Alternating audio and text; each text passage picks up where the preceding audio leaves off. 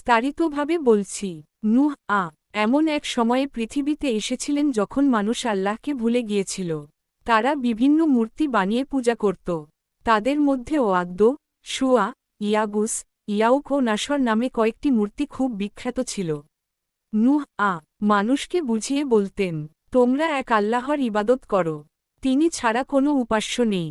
তিনি দিনে রাতে, প্রকাশ্যে ও গোপনে মানুষকে দাওয়াত দিতেন। ধনী গরিব সবাইকে ডাকতেন, কিন্তু অধিকাংশ লোক তাকে মানতে চাইত না। তারা বলত, তুমি তো আমাদের মতোই একজন মানুষ। অনেক মানুষ নূহ কে অপমান করত।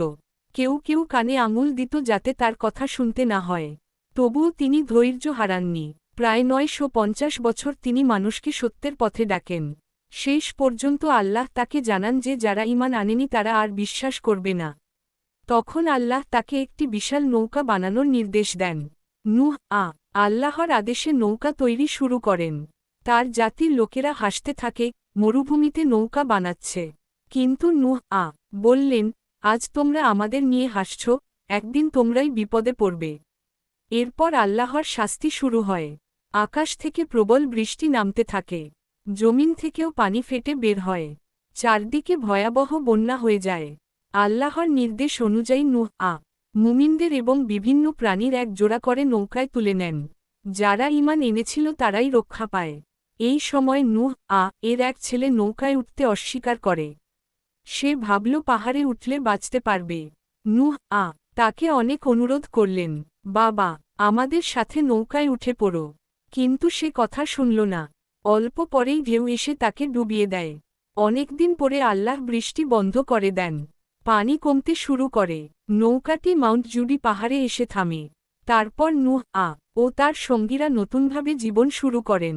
এজন্য তাকে অনেক সময় মানবজাতির দ্বিতীয় পিতা ও বলা হয়, কারণ মহাপ্লাবনের পরে মানুষের বংশধারা নতুনভাবে বিস্তার লাভ করে বলে বর্ণনা আছে।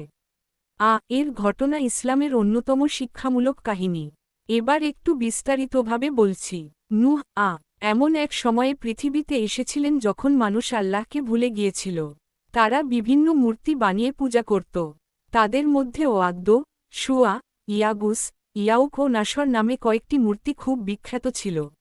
নূহ মানুষকে বুঝিয়ে বলতেন, তোমরা এক আল্লাহর ইবাদত করো। তিনি ছাড়া কোনো উপাস্য নেই। তিনি দিনে রাতে, প্রকাশ্যে ও গোপনে মানুষকে দাওয়াত দিতেন। ধনী গরিব সবাইকে ডাকতেন, কিন্তু অধিকাংশ লোক তাকে মানতে চাইত না। তারা বলত, তুমি তো আমাদের মতোই একজন মানুষ। অনেক মানুষ নূহ কে অপমান করত। কেউ কেউ কানে আঙুল দিত যাতে তার কথা শুনতে না হয়। তবুও তিনি ধৈর্য হারাননি। প্রায় 950 বছর তিনি মানুষকে সত্যের পথে ডাকেন। শেষ পর্যন্ত আল্লাহ তাকে জানান যে যারা ঈমান আনেনি তারা আর বিশ্বাস করবে না।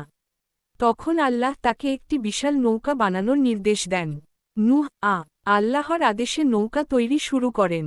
তার জাতির লোকেরা হাসতে থাকে, মরুভূমিতে নৌকা বানাচ্ছে। কিন্তু নূহ বললেন, আজ তোমরা আমাদের নিয়ে হাসছ, একদিন তোমরাই বিপদে পড়বে। এরপর আল্লাহর শাস্তি শুরু হয়। আকাশ থেকে প্রবল বৃষ্টি নামতে থাকে।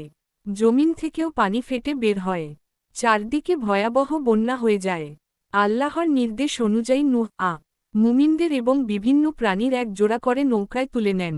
যারা ঈমান এনেছিল তারাই রক্ষা পায়। এই সময় নূহ এর এক ছেলে নৌকায় উঠতে অস্বীকার করে। সে ভাবল পাহাড়ে উঠলে বাঁচতে পারবে।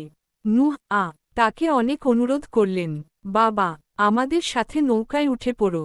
কিন্তু সে কথা শুনল না। অল্প পরেই ঢেউ এসে তাকে ডুবিয়ে দেয়। অনেকদিন পরে আল্লাহ বৃষ্টি বন্ধ করে দেন। পানি কমতে শুরু করে। নৌকাটি পাহাড়ে এসে থামে। তারপর নূহ ও তার সঙ্গীরা নতুনভাবে জীবন শুরু করেন। এজন্য তাকে অনেক সময় মানবজাতির দ্বিতীয় পিতা ও বলা হয়, কারণ মহাপ্লাবনের পরে মানুষের বংশধারা নতুনভাবে বিস্তার লাভ করে বলে বর্ণনা আছে। এই কাহিনী আমাদের শেখায়, সত্য কথা বলতে ভয় পাওয়া যাবে না। মানুষ হাসলেও আল্লাহর আদেশ মানতে হবে। ধৈর্যশীলদের আল্লাহ সাহায্য করেন। অহংকার মানুষকে ধ্বংসের দিকে নেয়। চাইলে আমি এখন নূহ এর নৌকার গল্প শিশুদের ভাষায়, কুরআনের আয়াতসহ বা পুরো ঘটনাটি নাটক